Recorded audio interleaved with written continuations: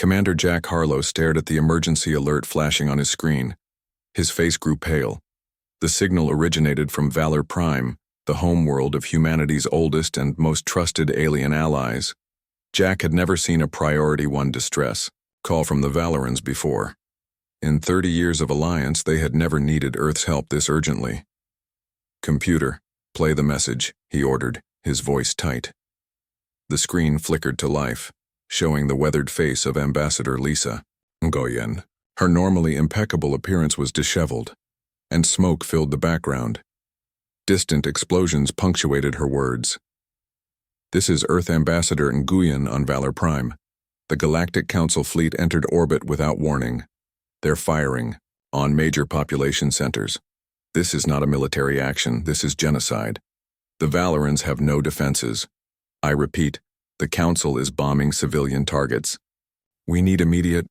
The transmission cut off abruptly. Jack slammed his fist on the emergency comm button. "Get me Admiral Daniels now." Within minutes, the Situation Room of Earth Alliance headquarters filled with military and civilian leadership. The massive view screen displayed the last known coordinates of Valor Prime. Admiral Frank Daniels, a tall man with steel-gray hair and a commanding presence, scanned the grim faces around him. "What's our closest ship to Valor in space?" A young officer checked her tablet. "The EAS Defiant, sir, Captain Wright. They can be there in 6 hours at maximum speed." "Order them to proceed at once," Daniels commanded. "Full battle readiness, Captain." Olivia Wright received the transmission while her ship was on routine patrol near the Procyon system. The EAS Defiant, a sleek destroyer-class vessel, was the pride of Earth's fleet. Wright had served with Valorans before. The peaceful, bird-like aliens had been instrumental in advancing human medicine with their extraordinary biological knowledge. "Helm, set course for Valor Prime, maximum speed," Wright ordered, her voice steady despite her racing heart. "Weapons, online, shields at full. Communications, send word to all Earth vessels in the quadrant to converge on these coordinates." The 6-hour journey felt endless. When the Defiant finally dropped out of faster-than-light travel near Valor Prime, the bridge fell silent with horror. The once beautiful blue-green world was scarred with massive burning patches visible even from orbit. Debris from destroyed Valoran stations formed a deadly ring around the planet. Several massive Council battleships lingered in the distance, their weapons still hot from firing. "They're leaving," Wright's first officer whispered. "They finished what they came to do." "Scan for life signs," Wright ordered, her knuckles white as she gripped the command chair. "And get me visuals of the surface." The tactical officer shook his head after a moment. "Council ships are moving to faster-than-light departure points. Should we engage?" Wright wanted nothing more than to open fire, but her ship was outnumbered 10-1. "Negative. Our priority is survivors. Keep scanning." The view screen switched to surface imagery. Where gleaming Valoran cities once stood, only smoking craters remained. The majestic crystal towers of the capital, which had stood for thousands of years, were shattered and burning. Bodies littered the streets. "I'm detecting a single vessel leaving the atmosphere," the sensor officer reported suddenly. "Valoran, design, heavily damaged. Protect that ship at all costs," Wright commanded. "Defensive screen around them now. Get me communications." The face that appeared on the view screen was Valoran.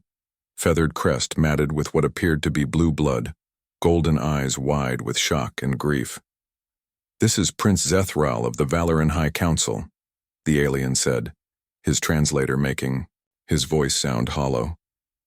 "We thank you for coming, humans, though you are too late. I carry the last 322 of my people." Wright struggled to maintain her composure. The Valoran population had numbered in the billions. "Prince Zethral, this is Captain Olivia Wright of the Earth Alliance. We're deploying shuttles with medical teams. Please allow us to render aid." As the rescue operation proceeded, Wright received a transmission from Earth. Admiral Daniels' face was a mask of controlled fury. "The Galactic Council has issued a statement," he said without preamble. "They claim the Valorans were developing illegal biological weapons, and this was a sanctioned containment action." Wright felt bile rise in her throat. "That's a lie, sir. The Valorans were pacifists. Their medical technology saved millions of human lives during the Singapore plague. We know," Daniels replied grimly. This wasn't a military operation, it was an execution. Intelligence suggests the Dravari dominated the vote. Get those survivors to safety. We're implementing security protocol Echo 9. Echo 9. Wright's blood ran cold. That was the code for imminent war footing. 6 hours later, the Defiant entered Earth space escorting the damaged Valoran vessel. Orbital defenses that had been hidden from Galactic Council knowledge activated as they approached. Wright had never seen so many Earth warships gathered in one place.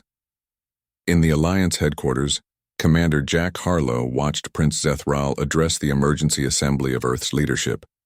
The Valoran royal's dignity remained intact despite his people's devastation. The attack was without provocation or warning, the prince said, his translator conveying the sorrow in his voice. Our scientists recently developed a method to eliminate disease completely from organic beings. This breakthrough would have made the Dravari pharmaceutical monopoly worthless overnight. We plan to share this freely with all species, including humanity. He activated a small device that projected a recording. A Dravari counselor spoke coldly to his subordinates. The Valorans must be eliminated completely. Their medical advancements threaten our control. The humans suspect nothing, and by the time they respond, it will be too late. The room erupted in outrage. Admiral Daniels called for silence. We've confirmed the authenticity of this recording, he said. The Galactic Council has demanded we surrender any Valoran survivors for processing. They claim this is a council internal matter. President Eleanor Martinez stood, her face resolute. Humanity joined the Galactic Council in good faith. That faith has been betrayed. The Valorans have been our loyal friends for 3 decades. They saved our children during the plague when the Council demanded payment we couldn't afford. She turned to Admiral Daniels. Admiral, is the fleet ready to respond? Operation Righteous. Fury awaits your command, Madam President. Martinez nodded gravely. Then the Council will learn that Earth repays both its debts and its betrayals. Prince Zethral, your people will have sanctuary among us, and you have my word. The monsters who did this will face justice. As Commander Harlow left the chamber, his communication device signaled. It was Captain Wright. The Defiant is ready, she said without preamble. All crews report combat readiness. The strike order just came through, Harlow replied. Task. Force Vengeance launches in 6 hours. The Council doesn't know about our stealth fleet. Good, Wright said, her eyes hard. The Valorans were peaceful. We are not. It's time the Council learned the difference. Across Earth's hidden shipyards, vessels of war prepared to launch. The Galactic Council had made a fatal miscalculation. They believed they could slaughter Earth's allies without consequence. They were wrong. Ambassador Peter Morgan packed his office quickly. After 15 years serving as Earth's voice on the Galactic Council, he had 30 minutes to clear out before security escorted him to the transport ship. His recall order had come directly from President Martinez herself. A Dravari official watched from the doorway, the tall reptilian alien's face unreadable. The Council regrets Earth's hasty reaction, the Dravari said. The Valoran situation was unfortunate but necessary for galactic security. Peter slammed his case shut. Slaughtering billions of peaceful beings isn't unfortunate, Counselor. It's genocide. And Earth doesn't take kindly to the murder of our friends. Your primitive planet doesn't understand galactic politics, the Dravari sneered. The Valorans threatened established order with their reckless medical advances. Peter stood facing the taller alien. You mean they threatened your profits? I suggest you enjoy your position while it lasts, Counselor. You've never seen humans when we're angry. Back on Earth, Admiral Daniels led the War Council.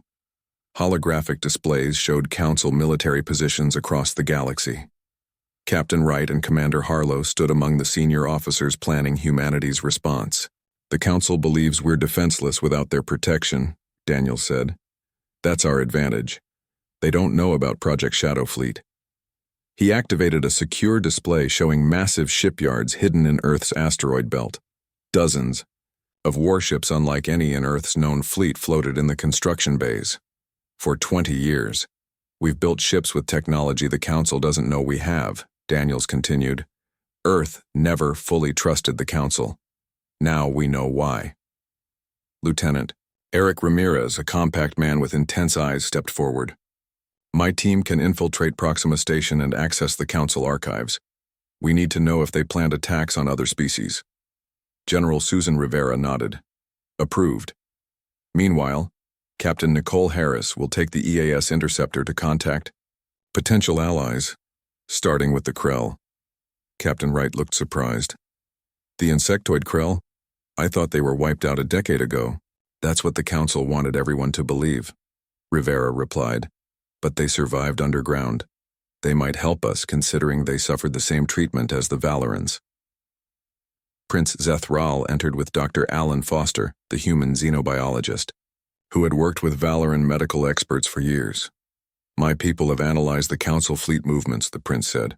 We believe they plan to establish control points around Earth within 2 weeks. They will demand your surrender and the handover of all Valoran refugees. Dr. Foster displayed a data projection. The prince brought crucial medical research with him. The breakthrough that triggered the Council's attack is real. It would have eliminated disease across the galaxy, making Dravari medical monopolies worthless. Admiral Daniels studied the tactical display. Then we strike before they're ready. Captain Wright, you'll lead the first attack on the Dravari fleet staging area at Epsilon Eridani. Your mission is to destroy their forward base and withdraw before reinforcements arrive. Captain Wright nodded. The Defiant is ready, Admiral. My crew wants payback. This isn't about revenge, President Martinez said, entering the room. It's about justice and ensuring no other species suffers the Valorans' fate. She turned to Prince Zethral. We've prepared sanctuary for your survivors on our Montana territory. Your people will be safe there while we fight. The Valoran prince bowed slightly. Thank you, Madam President. But my warriors wish to fight alongside your forces. We may be few, but we know Council weaknesses better than anyone. Lieutenant Ramirez's team departed that night on a stealth shuttle. Their mission to Proxima Station would take them deep into Council territory. Captain Harris left soon after, her ship cloaked with Earth's most advanced stealth technology, bound for the remote world where the Krell survivors hid. In the ship construction facilities, Commander Paul Winters supervised the final preparations on the first Vengeance-class dreadnought. Earth had hidden these massive warships from Council inspectors for years. Now they would soon see action. Quantum disruptors at full capacity, reported Chief Engineer Maria Rodriguez. The Council's shields won't stand a chance against this technology. Winters nodded with satisfaction. Load the remaining missiles and prepare for crew boarding. We launch in 72 hours. Meanwhile, Dr. Foster worked with the Valoran medical team to secure their revolutionary treatment. If Earth fell, this knowledge had to survive. The doctor had grown close to the Valorans during his years working with them. Their loss felt personal. There's something else you should know, Prince Zethral told Foster privately. My people have a ritual, the memory transfer. It allows us to share our racial knowledge with other compatible species. Foster looked surprised. You mean like a data download? More intimate than that, the prince explained. Our consciousness, history, and cultural memories can live on in willing hosts. Without this, when the last Valoran dies, everything we were dies too. Dr. Foster didn't hesitate. I'll volunteer. How many hosts do you need? At least 20. The process is painless but creates a permanent bond. You would carry a Valoran's memories for life. 3 days later, Captain Wright stood on the bridge of the EAS Defiant as it dropped out of faster-than-light travel near Epsilon Eridani. 5 other Earth ships accompanied her, all advanced stealth vessels unknown to Council intelligence. Council. Base detected, her tactical officer reported. 23 ships in dock, minimal defenses active, they're not expecting us. Perfect, Wright said. Deploy quantum disruptors. Target their command center first, then the docked vessels. No Council ship leaves this system. The Earth vessels struck without warning. The quantum disruptors, technology developed in secret, bypassed the Council shields as if they weren't there. The first volley destroyed the command center and 3 docked battleships. The remaining ships are scrambling to launch, the tactical officer reported. They're confused. Their shields aren't stopping our weapons. Wright watched with grim satisfaction. Continue firing. Target their engines first, weapons second. Leave no ship operational. The battle was brief and decisive. Without their shields, the Council vessels fell quickly to Earth's advanced weapons. As the last Dravari cruiser exploded, Wright opened a channel to Earth. Admiral, Phase 1 is complete. Epsilon Eridani base destroyed. All Council vessels eliminated. No casualties on our side. Admiral Daniels received the news with President Martinez at his side. Well done, Captain. Return to Earth immediately. The Council will respond quickly once they realize what happened.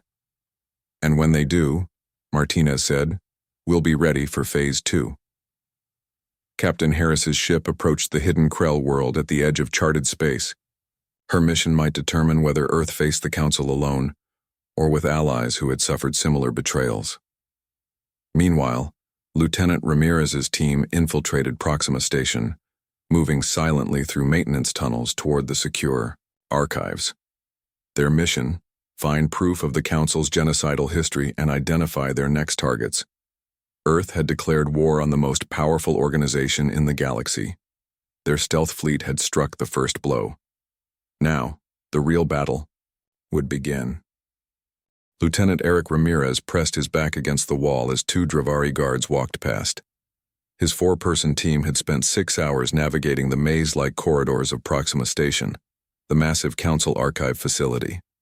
They wore stolen, maintenance uniforms, but a close inspection would reveal they were human. An immediate death sentence in Council space now.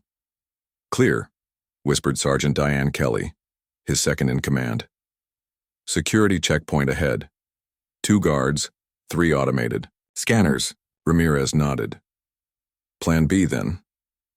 Kelly removed a small device from her pack. The Valoran design technology created a temporary power fluctuation that would disrupt the scanners for exactly 40 seconds. Just enough time to slip through if they moved fast. On my mark, Ramirez said. 3, 2, 1. Kelly activated the device. The lights flickered, and the guards looked up in confusion. The team moved swiftly, passing through the checkpoint as the confused guards checked their systems. They entered the central archive, a vast room filled with data storage units. We have 10 minutes before they restore full security, Ramirez said. Find the genocide files. They worked quickly, downloading massive amounts of data. Sergeant Kelly suddenly stopped, staring at her screen. Sir, I found something, she said. Operation Purge. It's a list of species targeted for elimination. The Valorans were third on the list, the Krell were first, then a species called the Thren.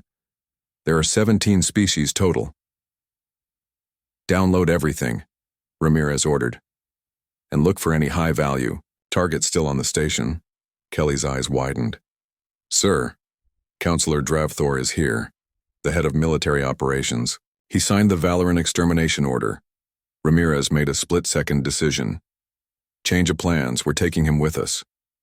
Across the galaxy, Captain Nicole Harris stood before High Speaker Kuzet of the Krell. The insectoid being was nearly 8 feet tall, with compound eyes and gleaming carapace armor. Around them, the underground Krell refuge was a marvel of engineering, a hidden city built beneath the surface of a seemingly uninhabited planet. The Council told the galaxy we were extinct, Kiz said, his translator converting the clicks and whistles of Krell speech. 10 years ago they did to us what they did to your Valoran friends, but some of us escaped, hid, survived. We need allies, Harris said plainly. Earth is strong, but the Council controls thousands of worlds. Kizet's mandibles moved in what might have been a Krell smile. We have waited for this day. The Council believes our technology died with us. They are wrong. He led Harris to a massive underground hangar. Dozens of ships unlike any she had seen before rested there. They seemed to shimmer, partially visible, and then not. Phase shift technology, Kizet explained. Our ships can move between dimensions. The Council could not track us, could not finish us. We have built, we have planned, we have waited for an ally brave enough to strike back. Harris felt a surge of hope. How many ships can you provide? 50 now. More soon. We will join your fight, Captain Harris. The Krell remember their debts. On Earth, Admiral Daniels addressed the global broadcast network. Billions watched as he revealed the truth about the Council and Earth's first successful strike. The attack on our Valoran allies was no isolated incident, he said gravely. We have confirmed the Galactic Council has systematically eliminated advanced civilizations for centuries. Earth is now officially at war with the Council. We have struck the first blow at Epsilon Eridani. More will follow. The broadcast switched to footage from Captain Wright's attack. Council ships exploding under Earth's advanced weapons shocked viewers who had been told for decades that humanity was a junior partner in galactic affairs, protected by Council benevolence. Daniels continued, "We now reveal that Earth has maintained a secret defense program since first contact. The Council does not know our true military capability, and that is our advantage." Meanwhile, in Montana, Dr. Foster emerged from the Valoran memory transfer ritual. 20 human volunteers had undergone the procedure with the surviving Valorans. Foster felt strange. His mind now contained memories of a life not his own. He could recall Valor Prime's crystal cities, childhood spent in trees with wings, just developing ancient songs and histories spanning thousands of years. The transfer was successful, Prince Zethral said, his voice weak. The procedure had drained the already exhausted refugees. Our knowledge, our culture, will survive now even. If we do not, Foster placed a hand on the prince's shoulder. You will survive. We'll make sure of it. Across the room, the other humans who had accepted Valoran memories were adjusting to their new dual consciousness. They would become vital to understanding Council weaknesses that only the ancient Valorans had observed. The first Council response to Earth's attack came swiftly. A massive fleet appeared near Jupiter, bypassing Earth's outer detection grid. 30 Council warships detected, reported Lieutenant Samantha Chen in Earth's Defense Command. They're broadcasting on all frequencies. Put it through. Ordered, General Rivera. The screen filled with the face of a Dravari fleet commander. Attention, Earth vessels. Your unprovoked attack on Council forces is an act of war. Surrender immediately and turn over all Valoran refugees. You have 1 hour to comply or we will begin planetary bombardment. Rivera smiled coldly. Send our response, Lieutenant. The hidden defense grid around Jupiter activated. Weapons platforms that had been disguised as small moons revealed themselves. Before the Council fleet could react, energy beams lanced out, cutting through their ships. They didn't know about the Jupiter defenses, Rivera said with satisfaction. Their intelligence is outdated.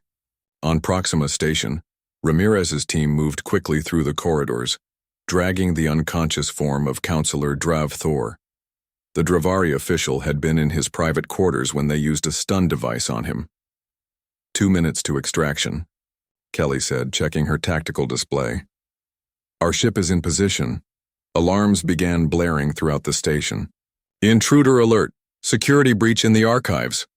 Run! Ramirez ordered. His team sprinted down the corridor toward the maintenance dock where their stealth shuttle waited. Guards appeared ahead, weapons raised. Surrender, humans! Kelly threw a flash grenade. The explosion temporarily blinded the guards and the team pushed past them, still dragging their valuable prisoner. They reached the dock as security forces closed in from all sides. The shuttle's engines were already running, the ramp down. They hurled the counselor aboard and jumped in after him. Go! Ramirez shouted to the pilot. The shuttle blasted away from the station as energy weapons fire chased them into space. Moments later, they activated their stealth systems and vanished from Council sensors. Ramirez secured the still unconscious counselor and checked the stolen data. Mission accomplished. We have proof of 17 planned genocides and the Council member who ordered them. Back on Earth, Commander Winters stood on the bridge of the EAS Vengeance, the first of Earth's new Dreadnought-class vessels. The massive ship hummed with power as final preparations for launch completed. All systems ready, Commander, reported his first officer. The fleet awaits your command. Winters looked at the view screen showing the gathered ships. Earth vessels alongside newly arrived Krell phase ships. It was the most powerful fleet humanity had ever assembled. Signal all vessels, he ordered. Operation Righteous Fury now. Enters Phase 2. Target, Tau Ceti shipyards. It's time the Council learned the price of betrayal. Counselor Dravthor woke to find himself in a plain white room. His wrists were bound to the chair he sat in. Across from him, Lieutenant Ramirez waited patiently. The human said nothing, simply watching as the Dravari official regained full awareness. You have committed an act of war, Dravthor finally said. Kidnapping a council member carries the death penalty for your entire species. Ramirez leaned forward. Funny, we were about to charge you with the same crime. Except you didn't kidnap anyone. You murdered billions. He activated a screen showing the data his team had stolen from Proxima Station. 17 species targeted for elimination. All signed by you. The Valorans were just the most recent. Necessary sacrifices for galactic stability, Dravthor said coldly. Your primitive minds cannot understand the complex balance of galactic politics. Try me, Ramirez said. The counselor's scaled face showed no emotion. Advanced species must be eliminated before they threaten established power. The Valorans' medical breakthrough would have destroyed the pharmaceutical control we maintain. Over 2,000 worlds. The Council has removed such threats for thousands of years. Ramirez recorded every word. And humanity? Are we on your list too? Dravthor made a sound that might have been a laugh. You were next. Your rapid advancement concerned the Council greatly. The attack on your precious Valorans was meant to test your response. If you had accepted it quietly, you would have been given another decade before your own purge. Outside the interrogation room, Admiral Daniels and President Martinez watched the confession with growing anger. We have what we need, Martinez said. Broadcast his confession to every world in Council. Space, Daniels nodded. Lieutenant Chen is already working on hacking their communication network. Once the Tau Ceti operation begins, we'll broadcast to the entire galaxy. In deep space, the combined Earth-Krell fleet approached the massive Tau Ceti shipyards. This was the Council's primary construction facility, where they built the warships used to destroy the Valorans and countless others. Commander Winters stood on the bridge of the EAS Vengeance, the massive dreadnought moving silently through space, alongside 50 other Earth vessels and 30 Krell phase ships. Enemy defenses active, reported his tactical officer. They've detected us. 300 defensive platforms and approximately 75 Council warships in dock or nearby. Winters felt calm despite the overwhelming numbers. Deploy Quantum. Disruptors. All ships execute attack pattern Delta. Krell vessels commence phase-shifting operations. The Krell ship suddenly flickered and partially disappeared, shifting between dimensions as they approached the shipyard's outer defenses. Council weapons fired, but passed harmlessly through the phase-shifted vessels. Magnificent, Winters said, softly, watching the alien technology at work. The Earth fleet followed, quantum disruptors rendering Council shields useless. The first shots struck the outer defense platforms, destroying them instantly. Council ships scrambled to respond, but they were caught off guard by the combined attack. Many were still docked, unable to maneuver effectively. This is Commander Winters to all Earth vessels. Primary targets are the construction facilities. Secondary targets are docked vessels. Leave nothing intact. The battle raged for hours. Council. Reinforcements arrived only to face weapons they had no defense against. The Krell phase ships would appear, fire, and vanish again before the Council could respond. On Earth, Dr. Foster worked with the human volunteers who now carried Valoran memories. Through their shared knowledge, they discovered something unexpected. The Council's oldest species have been eliminating competitors for over 50,000 years, Foster told President Martinez. The memories I carry show that the Valorans suspected this but had no proof.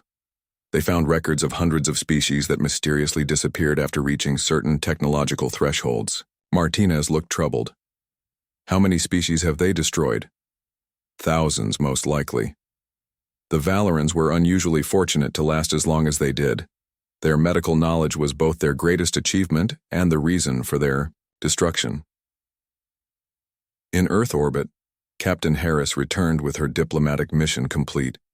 She had not just found the Krell, but representatives from 4 other species who had survived council purges: the spider-like Arachne, the gaseous Vormians, the crystalline Lathos, and the aquatic Myrrh. They've been hiding for decades, Harris reported to General Rivera. Each developed unique technologies to evade council detection. All want revenge, but more importantly, they want freedom from fear. Ambassador William Taylor, Earth's new diplomatic chief, greeted the alien representatives warmly. Together we will create a new galactic alliance, one based on cooperation, not domination. The Arachne representative, a massive spider being named Skreek, clicked its mandibles. We watched Earth for years, uncertain if you would be allies or threats. Your defense of the Valorans proved your worth. Meanwhile, Lieutenant Chen worked feverishly to hack the Council's communication network. Her expertise in alien computer systems made her uniquely qualified for the task. Almost there, she muttered, fingers flying over her console. Their security is complex, but they never anticipated a direct attack on their core systems. A message from Tau Ceti came through. The shipyards were destroyed. Commander Winters reported total victory with minimal Earth casualties. The Krell phase technology had proven decisive. "It's time," Admiral Daniels said, watching the battle reports come in. "Lieutenant Chen, are you ready to broadcast?" Chen nodded, sweat beading on her forehead. "Network accessed. I can send the footage to every Council world simultaneously. Do it." Across 2,000 worlds, regular Council broadcasts suddenly cut out. In their place appeared footage of the Valoran destruction, Councillor Dravthor's confession, and evidence of the 17 other planned genocides. Billions of beings across the galaxy saw the truth about their leaders for the first time. On the Council capital world of Draveris Prime, panic erupted among the ruling elite. Emergency alarms sounded as reports came in of uprisings on dozens of member worlds. The Council chamber descended into chaos as species representatives turned on the Dravari leaders. "The Earth broadcasts are everywhere," shouted a junior Dravari official. "We cannot block them. Member worlds are demanding explanations." The High Council leader, an ancient Dravari named Sorthval, remained calm. "Deploy the home fleet. We will crush Earth despite these temporary setbacks." An aide approached nervously. "High Leader, we've lost contact with Tau Ceti. The shipyards, they're gone." For the first time, fear showed in the High Leader's eyes. "Impossible. No force could destroy those defenses." Back on Earth, Admiral Daniels addressed the combined fleet commanders. The room now contained not just humans, but representatives from 6 alien species united against the Council. "Phase 2 is complete," he announced. "The Council's main shipbuilding capacity is destroyed. Their secrets are exposed to the galaxy. Now we begin Phase 3, the direct assault on Draveris Prime." High Speaker Kest of the Krell stood, towering, over the others. "My phase ships will lead the attack. The Council believes they destroyed us. They will learn how wrong they were." Commander Winters displayed the battle plans. "The combined fleet leaves in 6 hours. This will be the largest assault in galactic history." As the meeting ended, Dr. Foster approached Admiral Daniels privately. "Admiral, the Valoran memories have revealed something important. There's a secret archive beneath the Council chambers, on Draveris Prime. It contains evidence of all Council atrocities throughout history." Daniels nodded grimly. "Then we'll make sure we find it. The galaxy deserves to know the full truth." The fleet prepared for departure. Earth's vengeance for the Valorans would soon reach the very heart of the Galactic Council. The combined fleet dropped out of faster-than-light travel near Draveris Prime. 300 ships from 6 different species moved into attack formation. At the center, the massive Earth dreadnought EAS Vengeance led the way, flanked by Krell, phase ships, and Arachne web cruisers. On the bridge of the Vengeance, Commander Winters surveyed the Council homeworld. The blue-green planet was surrounded by defense platforms and hundreds of warships. "All vessels report ready for combat," his first officer said. "The Council fleet is mobilizing." Admiral Daniels, who had chosen to command the assault personally, stepped forward. "Open a channel to all ships." When the connection was established, he spoke clearly. "This is Admiral Daniels to all Allied vessels. Today we fight not just for The Valorans, but for every species the Council has destroyed. Show no mercy to their military, but remember, many civilians on that planet are innocent. Target military installations only. On the Council planet below, panic spread through the government district.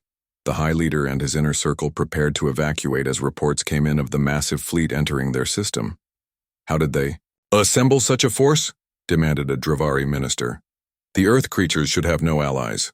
High Leader Sorthval hissed angrily. The Krell survived. And those spider ships, those are Arachne vessels, they should be extinct. Our evacuation ships are ready, an aide reported. We must leave immediately. The High Leader nodded. Activate the final defense grid, it will buy us time to escape. In orbit, the battle began. Council weapons fired in coordinated salvos, but the Krell ships phased out of normal space, letting the energy pass through them harmlessly. The Earth vessels absorbed the remaining fire on advanced shields before returning. Fire with their quantum disruptors. Council flagship detected, reported the Vengeance's tactical officer. They're trying to escape the system. Winters narrowed his eyes. Not today. Target their engines. The Vengeance fired its main weapons array. Beams of energy cut through space, bypassing the Council flagship's shields and slicing through its engine section. The massive vessel began to drift. Lieutenant Ramirez led the ground assault team, dropping toward the planet's surface in stealth shuttles. His force consisted of Earth Marines, Krell warriors, and Arachne infiltrators. Their target, the Council, chambers in the secret archive Dr. Foster had identified. Remember, he told his team, we need that archive intact. Everything else is secondary. On Earth, Dr. Foster and Prince Zethral watched the battle through real-time transmissions. The Valoran prince's eyes gleamed with emotion. My people are being avenged, he said softly. But I take no joy in more death. Foster nodded. That's why your people were so respected. Even now you think of peace. The Council must fall, Zethral said firmly. But what replaces it will determine if this bloodshed has meaning. Ambassador Taylor had been working day and night with representatives from all allied species to draft a new galactic charter. We call it the Galactic Concordat, he explained to President Martinez. Equal representation, mutual defense, technology sharing. Everything the Council claimed to be but wasn't. In space, the battle raged fiercely. Council ships fought desperately, but they faced technologies they had never seen before, the combined innovations of species they had tried to destroy. Krell phase weapons passed through shields as if they weren't there. Arachne web fields immobilized entire battle groups. Earth quantum disruptors made their defenses useless. Commander Winters directed the fleet with precision. Focus fire on their command ships, cut off their coordination. Captain Wright, commanding a wing of Earth destroyers, executed a daring attack run against the planet's main orbital defense station. Formation Delta, full power to forward shields, she ordered. Her ships took heavy fire but pressed through, launching precision strikes that disabled the station's main weapons. Defense platform neutralized, she reported, opening path for ground teams. On the surface, Ramirez's team fought through the government district. Council security forces fell back steadily, unprepared for the combined tactics of multiple species fighting together. The Krell warriors moved with incredible speed, while Arachne climbed walls and attacked from unexpected angles. Earth Marines provided coordinated firepower. They reached the Central Council building to find the entrance heavily defended. Cover me, Ramirez ordered. He sprinted forward as his team laid down suppressive fire, placing breaching charges on the massive doors. The explosion tore the entrance open. The Allied forces stormed inside, fighting room by room until they reached the Council chamber itself. It was empty. The leaders had fled. Sergeant Kelly, take your team and find that archive, Ramirez ordered. The Valoran memories indicate it's below us. Kelly nodded. On it, sir. Using a Valoran mapping device provided by Dr. Foster, they located a hidden elevator. It descended deep beneath the Council building, stopping at a massive vault door. This will take time to crack, Kelly said, examining the security system. An Arachne infiltrator named Viketh stepped forward. Allow me. The spider being extruded a specialized tool from one limb, inserting it into the locking mechanism. After several tense minutes, the vault door slid open. Inside, they found the true history of the galaxy. Records dating back 50,000 years documented hundreds of civilizations marked for containment and subsequently destroyed. Species after species, wiped out for developing technologies that threatened Council control. Download everything, Kelly ordered. The galaxy needs to see this. In orbit, the Council fleet was collapsing. The flagship had been captured, but the High Leader was not aboard. He had transferred to a smaller, faster vessel. High Leader's ship detected, reported the Vengeance's sensor officer, attempting to flee the system at high speed. Not on my watch, Captain Harris said from the bridge of her ship.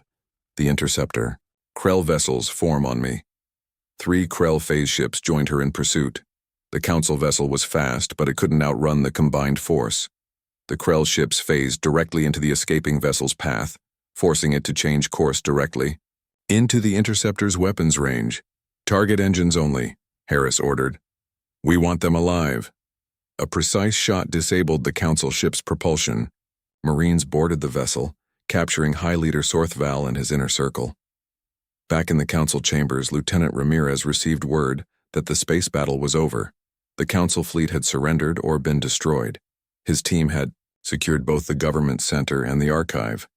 Mission accomplished, Admiral, he reported. The archive is intact. You won't believe what we found. 3 days later, representatives from all allied species gathered on Earth. The captured Council leaders were brought before them to face justice. High Leader Sorthval showed no remorse. As the evidence of countless genocides was presented, "You understand nothing," he snarled. "We preserved order for 50,000 years. Through murder and fear," Admiral Daniels replied calmly. "That ends today." Ambassador Taylor stepped forward with the completed Galactic Concordat. "Today we establish a new order, one based on cooperation, not domination. All species, regardless of technological advancement, will have equal protection and representation." The document was signed by representatives of Earth, the surviving Valorans, the Krell, the Arachne, the Vormians, the Lithos, the Mer, and 20 other species who had joined the Alliance after the Council's crimes were exposed. Prince Zethral, as the last royal of his kind, placed his mark on the document. "My people's sacrifice will not be forgotten," he said. "This is the dawn of a new age." 1 year later, a memorial was unveiled on Earth. A crystal spire built with Valoran technology contained the names of the billions lost in the genocide. Around it, the flags of the new Galactic Concordat member worlds flew proudly.